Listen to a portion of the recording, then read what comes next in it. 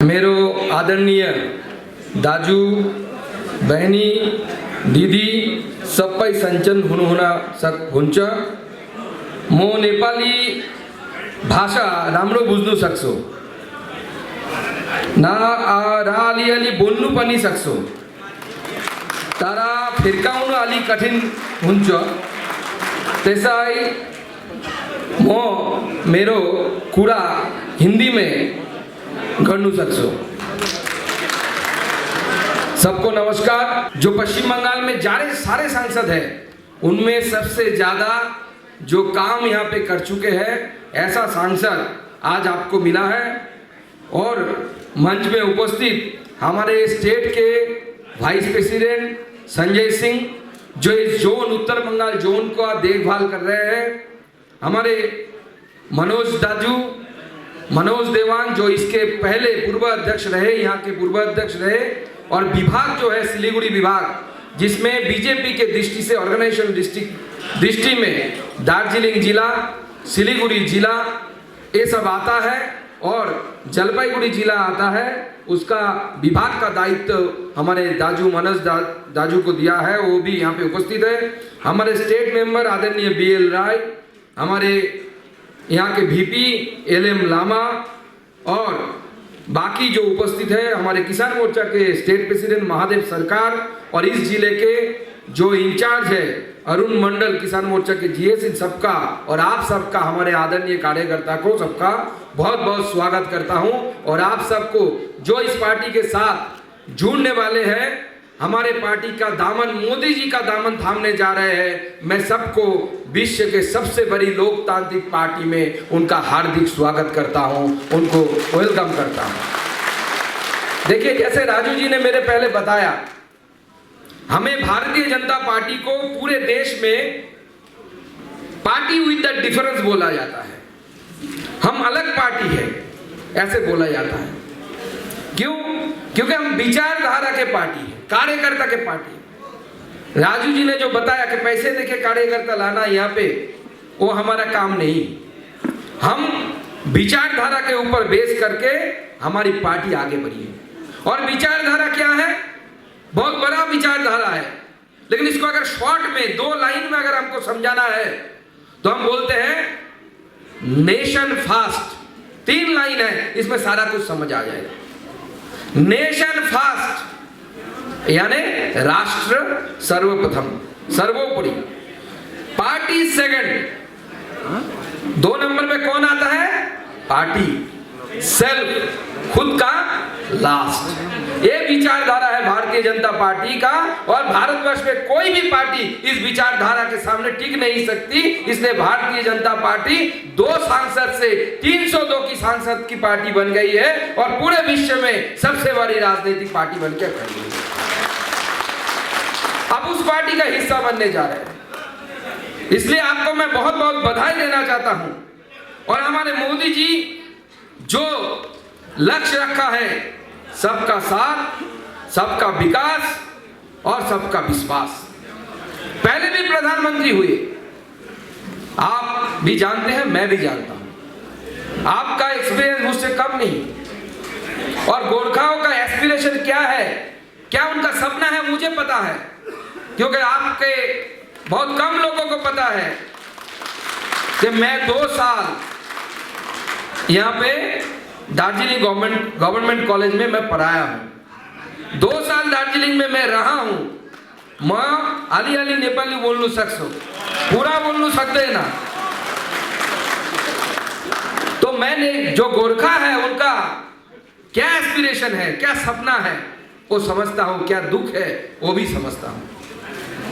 मोदी जी ऐसे देश 130 करोड़ जनता का जो दुख है, जो एस्पिरेशन, वो समझते हैं।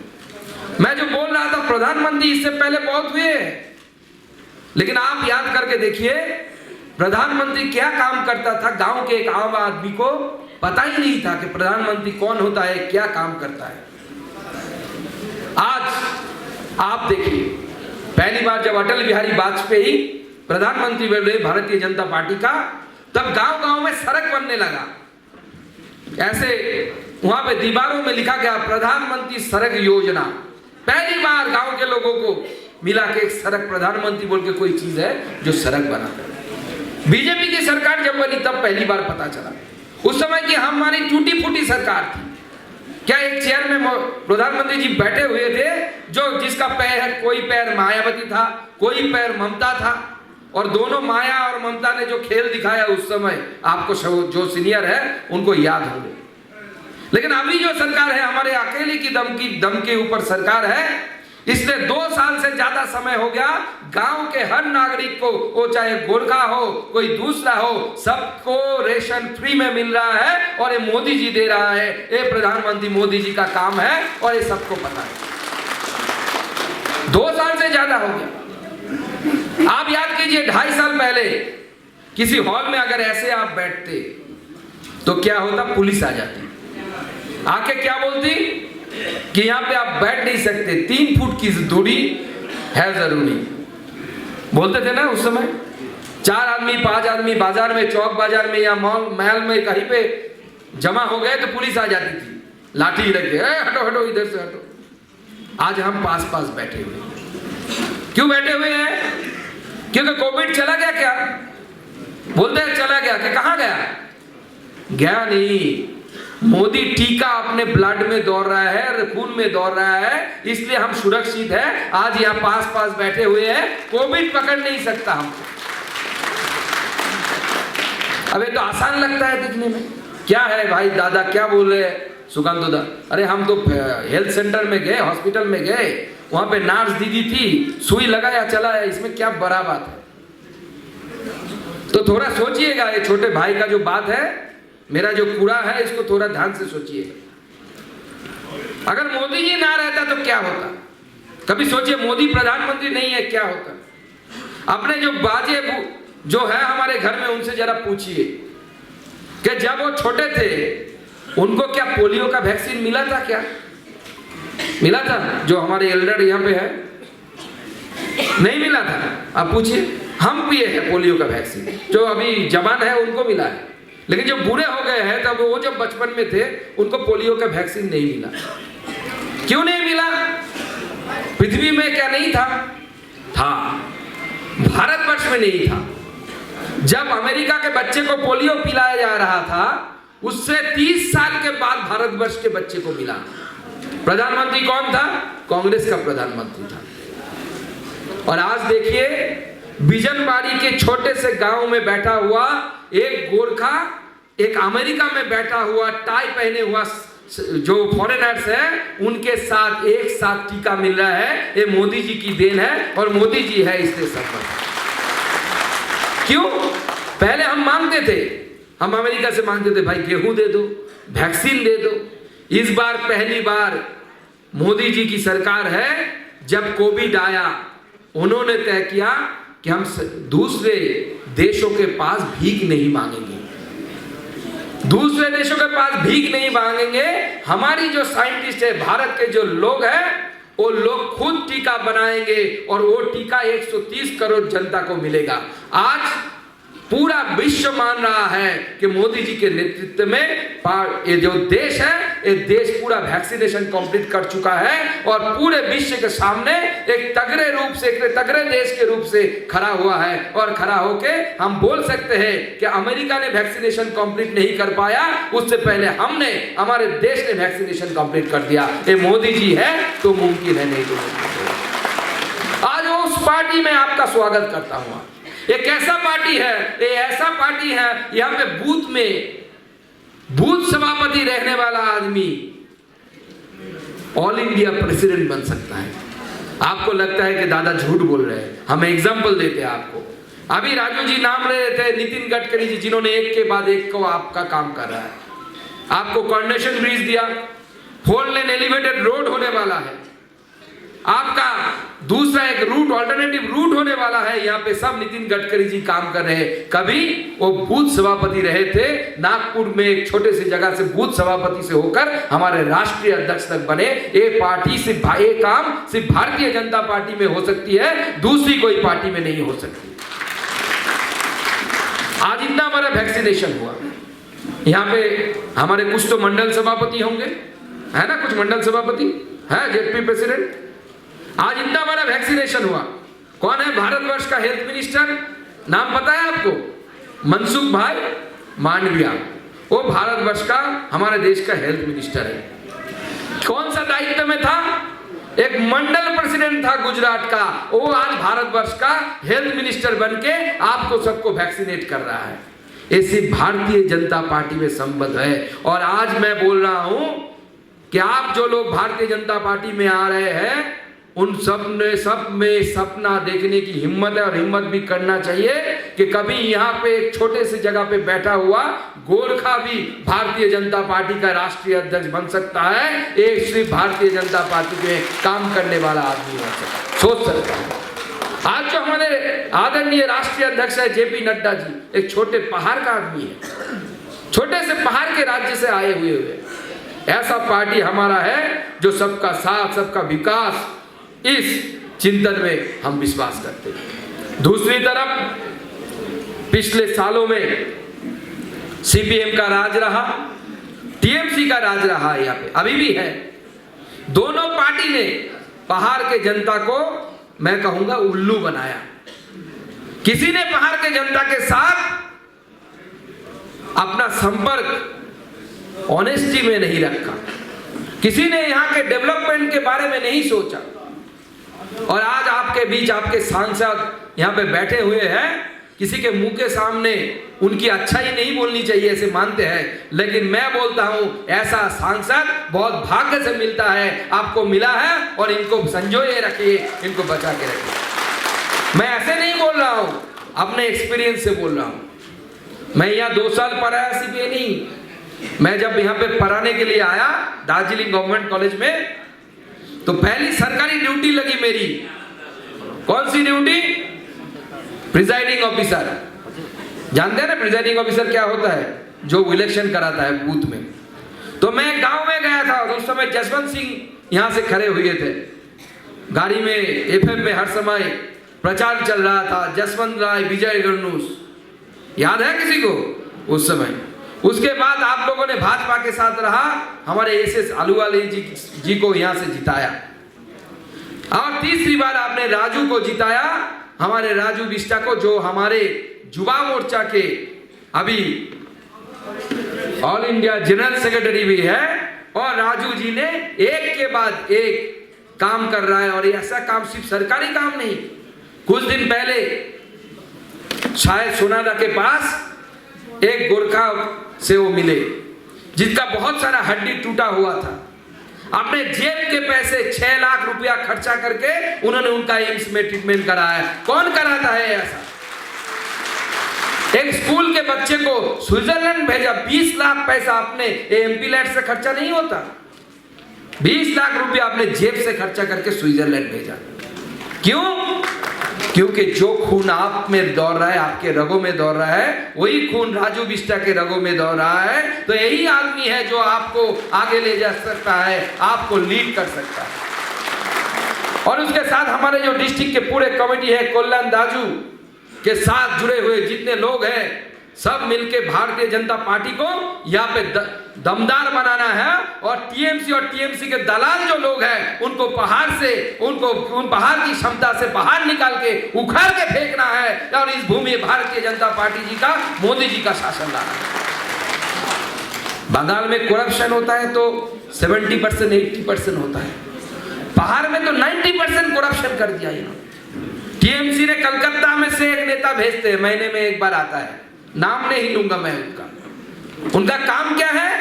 यहाँ पे आओ, बक्सा भर भर के पैसा लेके गाड़ी में उठाओ और गाड़ी लेके कलकत्ता जाओ। 5% उनका खुद का एक्स्ट्रा काट मनी। अभी पहाड़ के लोग डबल काट मनी दे रहे हैं। दीदी जब वोट से पहले, इलेक्शन से पहले बोल रही थी कि डबल नौकरी मिलेगी लोगों को, पश्चिम बंगाल के लोगों को। आज क्या हाल है? पहाड़ के लोगों को डबल कट मनी देने के लिए पड़ रहा है। एक तो यहाँ के लोकल नेता का कट मनी और कोलकाता से आने वाला नेता का कट मनी, 2 कट मनी मिला के डबल कट मनी लेके यहाँ से नेता भाग रहा है, आ रहा है, जा रहा है, और नेता पैसा लेके यहाँ से जा रहा है। टीएमसी की सरकार के नीति के कारण यहाँ पे जो सिंकोना बागान था मंगपू में, बर्बाद हो चुका है। एक के बाद एक चाय की जो बागान है वो बंद होते जा रहा है। और प्रधानमंत्री जितने योजनाएं यहाँ में चलाती है, प्रधानमंत्री आवास योजना, NREGS का काम जिसको हम 100 दिन का 100 दिन का काम बोलते हैं, और सभी कामों में पैसे की चोरी और हेराफेरी हो रही है। लेकिन हम जो लोग नेता, जैसे राजू ने बताया, जो नेता ये हेराफेरी कर रहे हैं उनको हम आगाह करने आए हैं।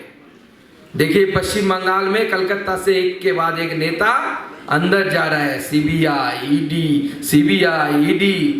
पहले दीदी दिल्ली जाती थी बीच बीच में, प्रधानमंत्री बनने का शौक हुआ था। अब CBI दिल्ली बुलाती है, TMC के कोई भी नेता जाने के लिए राजी नहीं, बोल रहे यहां पे मरूंगा, दिल्ली नहीं जाऊंगा। ऐसा हाल हो गया है। आगे आने वाले समय में ऐसे जितने भी भ्रष्टाचारी हो, वो पहाड़ के हो या प्लेन्स के हो, सारे भ्रष्टाचारियों को जेल के अंदर जाना होगा। हमारे आदरणीय प्रधानमंत्री चौकीदार मोदी जी है, सबको जेल में जाना है जो करप्शन किए। हम पश्चिम बंगाल में स्कूल सर्विस कमीशन की करप्शन की बात करते हैं। बाहर में आया तो मुझे पता चला, सब बोल रहे थे लोग, अरे साहब प्लेन्स में तो बच्चे हैं, यहाँ पे तो और में ज्यादा बड़ा बड़ा दादा है जो करप्शन करते हैं। बोले कैसा करप्शन किया? बोले स्कूल के नौकरी में यहाँ पे ना SSC है, ये यहाँ पे भाई भतीजावाद चलता है। कैसा भाई भतीजावाद? बोले भाई साहब आप बिलीव नहीं करेंगे दादा कि एक आदमी जो फॉरेन में काम करता है उसका नौकरी इधर स्कूल में है। एक ही साथ एक आदमी फॉरेन में भी काम करता है, इधर दार्जिलिंग हिल्स में भी काम करता है। अब सोचिए, एक आदमी दो जगह है तो भगवान विष्णु का अवतार हो गया। साधारण आदमी तो नहीं रह सकता। मैं अगर दार्जिलिंग में हूं तो दूसरे जगह में तो मैं नहीं रह सकता। लेकिन एक कैसा एक अवतार है कि एक भगवान विष्णु का ही अवतार होगा या भगवान बुद्ध का, मुझे मालूम नहीं। दो जगह में एक साथ प्रेजेंट है, नौकरी उधर करता है इधर करता है। मैं सुन के आश्चर्य हो गया कि यहाँ पे एक नेता के परिवार से 20 आदमी को स्कूल टीचर की नौकरी मिली है। आप जानते हैं ना, मिला है कि नहीं मिला है? मिला है ना। तो इन सब चोरों को समय आने पर जवाब देना होगा। और उन्होंने जिन बेकार जुगतियों का नौकरी खाया है उनको जवाब देना पड़ेगा, उनके सामने खड़ा होना पड़ेगा। और ये मोदी जी जब तक है वो छोड़ने वाले नहीं है। तो यहाँ पे एक के बाद एक करप्शन, और एक करप्शन करने के लिए एक अनकॉन्स्टिट्यूशनल असंवैधानिक एक बॉडी मशीन बना के रखा है, नाम दिया है GTA। काम क्या है? कभी राहुल गांधी बोलते थे इधर से आलू दो इधर से सोना निकलता है। और GTA का काम क्या है? GTA का काम है इधर का पहाड़ के आदमियों से पैसा लो और पैसा लेके पश्चिम बंगाल के जो सरकार है उसके पास पैसा पहुंचाओ, TMC के नेताओं के पास पैसा पहुंचाओ। एक काम लेके यहाँ पे रखा है GTA। इसलिए इस GTA के इलेक्शन में हम यहाँ पे पार्टिसिपेट नहीं की। यहाँ पे गाड़ी से भर भर के GTA मशीन से जो पैसा निकलता है, कोलकाता से आके नेता वो पैसा लेके यहाँ से निकल जाता है। हम जो आए हैं कुछ लेने के लिए नहीं आए हैं, प्यार देने के लिए आए हैं और भरोसा देने के लिए आए हैं कि हम आप सब आपके साथ हैं, एक साथ मिल के लड़ेंगे, एक साथ मिल के पहाड़ का डेवलपमेंट करेंगे। और हमारे जो सांसद है वो आगे आने वाले दिनों में इस पहाड़ की जो डेवलपमेंट है उस डेवलपमेंट में सही दिशा में पहाड़ को लेके जाएंगे। आज जो सब भाजपा परिवार से जुड़ने वाले हैं, मैं उन सब का भाजपा परिवार में फिर से स्वागत करता हूं और सबका उज्जवल भविष्य हो, पहाड़ का उज्जवल भविष्य हो। पहाड़ का जवानी और पानी बोलते पहाड़ में कभी नहीं रहता, एक कहावत है।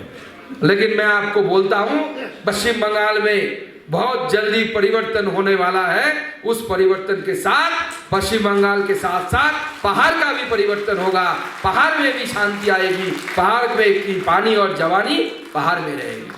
और इसी के साथ मैं हिंदी में एक कहावत है, बोलते को हिंदी में आर्मी में एक कहावत है कि जब कोई बोले कि मुझे मौत से नहीं डर लगता तो समझ लेना कि वो पागल है, नहीं तो गोरखा है।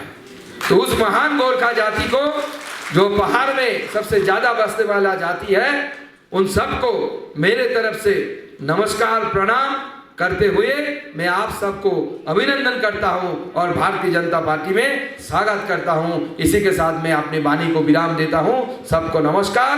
भारत माता की, भारत माता की, भारत माता की। धन्यवाद।